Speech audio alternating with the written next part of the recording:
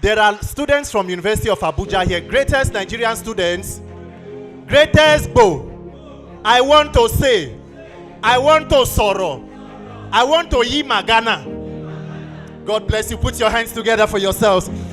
Please, let me just stand on existing protocol, ladies and gentlemen, but I must first of all acknowledge and pay respect to our own mother, a mother figure in every sense. As a mother, as a leader, and in every step she has taken to ensure that we have a nation where we as young people can thrive.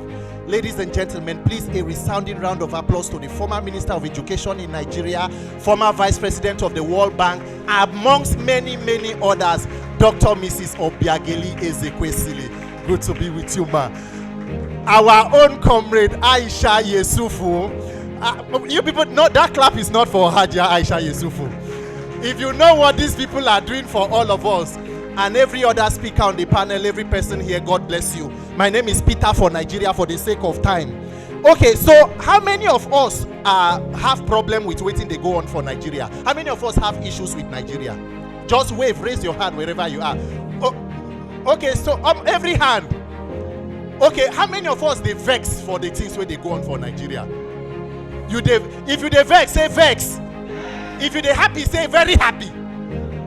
Okay, so that is nobody happy. All right, very well. Clap your hands together. Put your hands together for yourself for that response. Okay, very quickly, what is a democracy? Just one person, quickly, before we go. What is democracy? Oh yeah, fast. For the people, is he correct? Please put your hands together for him. So somebody just said, because they said we should talk about the solution. Somebody just said now that democracy is a system of government for the people and by the people. So the simple definition of democracy is that it's a system of government where power must come from the people. Power is vested in the people. Unfortunately, in Nigeria, the challenge is that we have decided to put the cart before the horse. So everybody in Nigeria is struggling today because we have failed to identify the most important thing that we are supposed to do. Everybody they vex, everybody they happy, but I'm sorry to inform you that anger is not a plan. Say you are dissatisfied with the system is not a strategy. You can be angry for 60 years. Nigerians have been angry for 64 years and counting.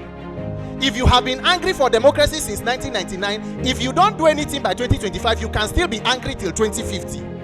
In fact, you will pass over anger to the next generation. You don't understand? You were shouting up NEPA. The person where you go born today go still shout up NEPA because you have failed to fix power. Now, what is the solution? Everybody has been paying attention. What Nigerian political class has done to us is that they have given everybody take-home assignment. Everybody is struggling to fix something, and then we have left the fundamental basis. The late literally Professor Chinua Achebe said things have fallen apart and the center cannot hold. The question is, if the center has caved, what will happen to the things that are supposed to get support and stamina from it? If you fail to fix governance and leadership, you will just be going around in a vicious circle, struggling with no end. Everybody complains. Let me give you two examples: insecurity and economy. Why will insecurity not end in Nigeria? The more money you put in, the more the insecurity they increase.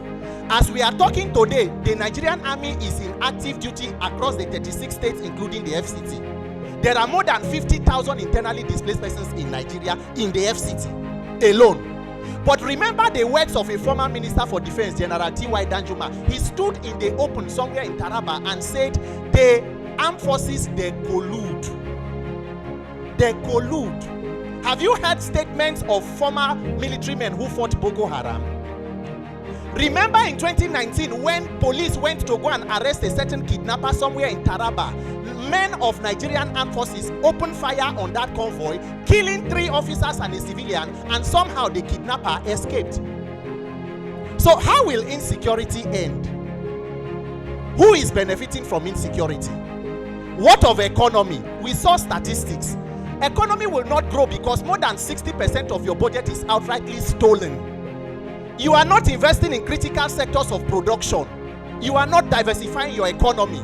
It is not about ending subsidy regime. The question is, have you ended the corruption in the subsidy regime? If you take away corruption, you can pay subsidy. Subsidy is paid in different forms in different countries. The problem is that what we call governance in Nigeria is organized criminality. So Nigerians are busy struggling to change things that are out of touch.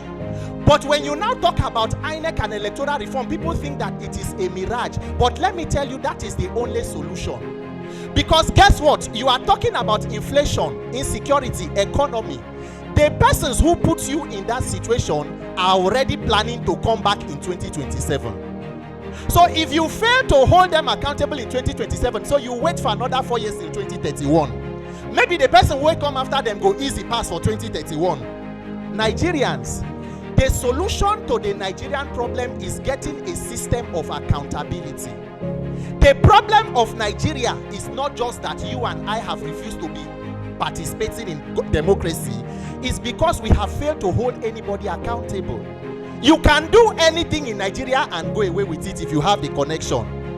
Buhari had 8 years. Buhari brought in a successor.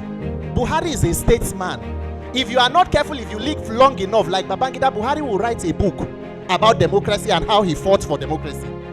If you do not do anything, President Tinubu will finish 8 years and will also write a book about how he built economy and fought for democracy in Nigeria.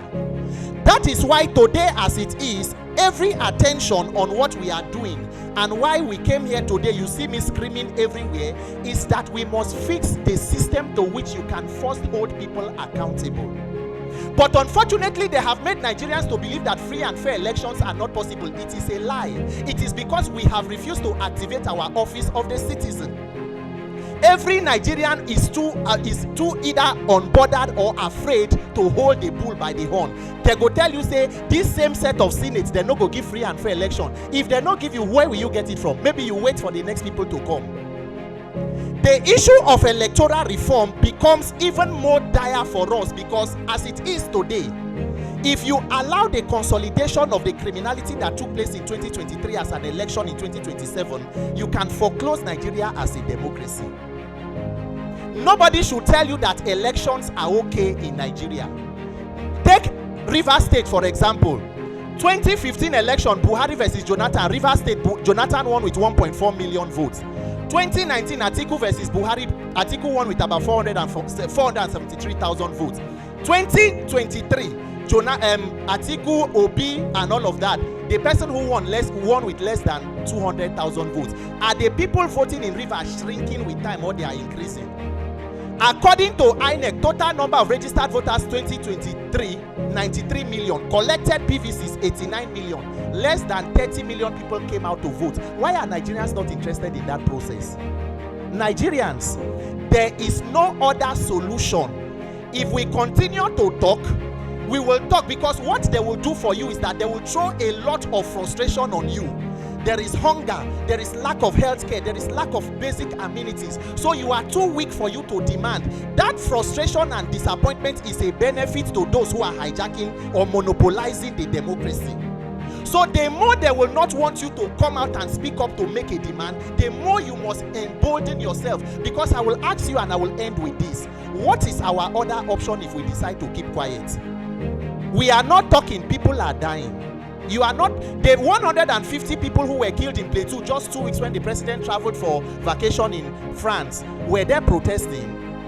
The people where they don't kill for Benue were there protesting. Nigerians are dying without protest.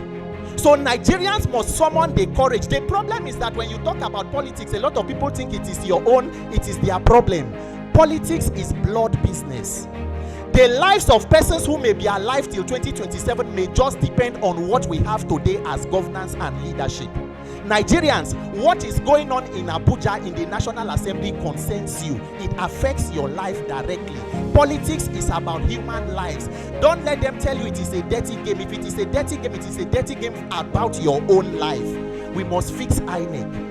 We have a petition already in the National Assembly. We are following for electoral reform. Make mandatory transmission of results electronically. Is it too much for us to ask? How many of us support free and fair election? How many of us know that it is possible for us to achieve? I'm not seeing some hand for people there. When I know you are not sure, If you are ready for free and fair election, say free and fair. Say, let my vote count. Let me choose my leader. And if you fail to perform, let us be able to vote you out. Without that, Nigeria 2027, 2031, we will have another forum and we'll be complaining about hunger and lamentation. But let me just tell you that no matter how long oppression may have lasted over a people, when a majority of them together say enough, it will be enough. Activate your office of the citizen. Let me activate mine, and let Nigeria be what we have decided to choose for it to be, and not the land of oppression. God bless you. My name is Peter for Nigeria.